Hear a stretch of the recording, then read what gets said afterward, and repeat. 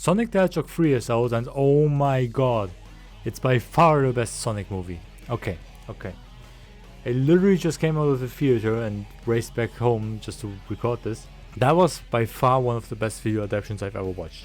Which isn't a high mark per se, but it's become a slightly higher mark in the recent past years. But this was at the very least, the best Sonic movie content. I was a bit intimidated by the fact that it's pretty short. So I was afraid that the pacing was gonna be off, or there wasn't that much in it, or whatever, but they actually have a surprising amount of stuff that happens in the movie, but it doesn't feel bloated or anything. The pacing is really well made in that regard. This movie is an adaptation of Sonic Adventure 2, which is a pretty hefty story, and they adapted with some slight variations. But this is by far the most Sonic-like Sonic movie. One thing that people disliked in the past is the focus that it had on the human characters. They are still here, but have less focus. It mostly focuses on the Sonic OG characters. Shadow the Hedgehog is here, as well as Jared Robotnik. The arc, they changed it up a little bit, but for the most part it's a pretty accurate adaptation of Sonic Adventure 2.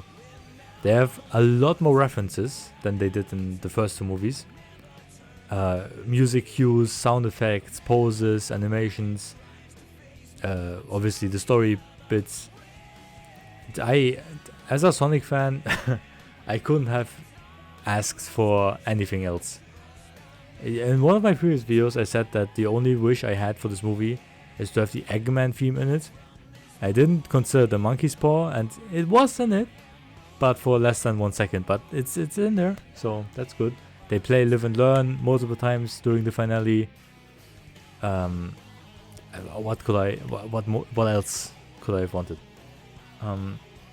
One thing I really liked is that they showed Maria's backstory, or not backstory, but Shadow's backstory, living with Maria a little bit more, which I never really realized, but in retrospective, I think I've mentioned this before, but it only really hit me now, that they barely show Maria much in the games.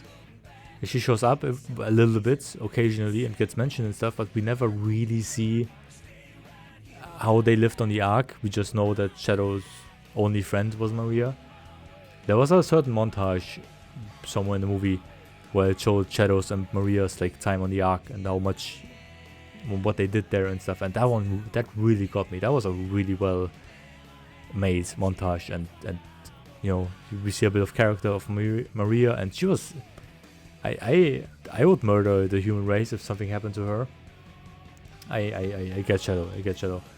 In retrospective, I'm really glad I did the marathon, because this movie was the most Sonic out of everything else that you could have wanted. Not many references to other things, mostly Adventure 2 stuff and Sega Genesis things more obviously. But I don't know, it just kind of felt like a finale for this year, after doing a couple of months of playing nothing but Sonic, pretty much.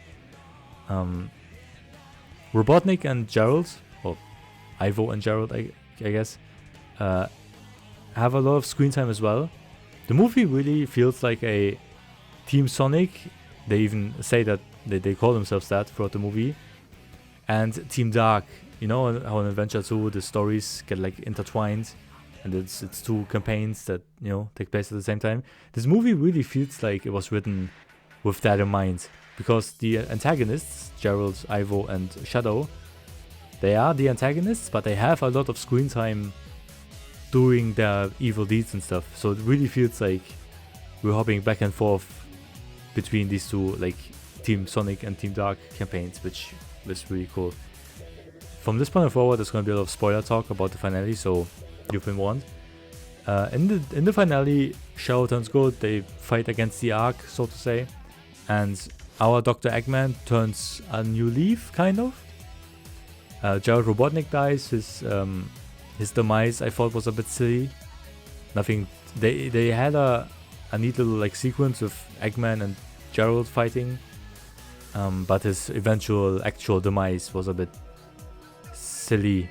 Probably my biggest disappointment of the movie, because this movie, the story of Adventure 2 and this movie is pretty bleak if you like look at it at what it is.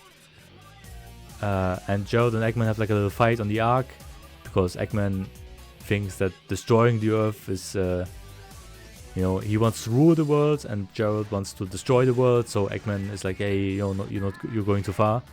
So they have a little fight, and then eventually Eggman pulls out like the final attack that eventually kills Gerald. And the way that was done is a bit silly, in my opinion. They could have done that with a bit more dignity.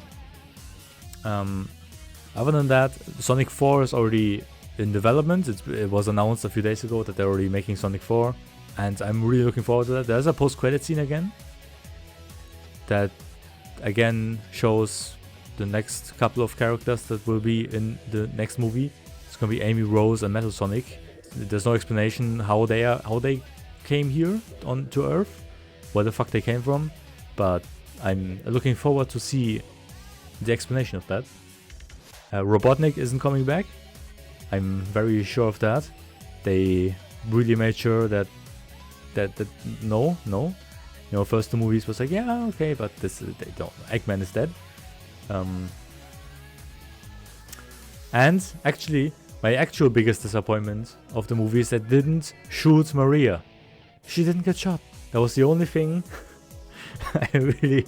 I was interested in really seeing how they're gonna adapt that specific moment, and she just in quotation marks dies by explosions that happened near her. No gun. I mean, they do shoot at her, but they miss and shoot. But yeah, I think that was all the spoiler talk that was needed. All in all, this was a fantastic movie, really exciting, just great action.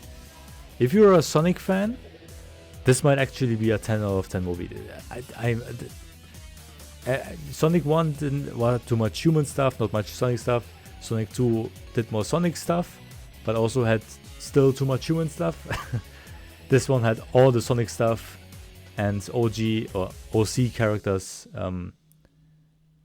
or a bare minimum. I mean, I like James Marsden's performance as Tom, what's his name, Wachowski, but his role in the movie was smaller, but still he had like a couple of good moments. They also have a lot of heart. Sonic and Shadow learn about a bunch of stuff about themselves.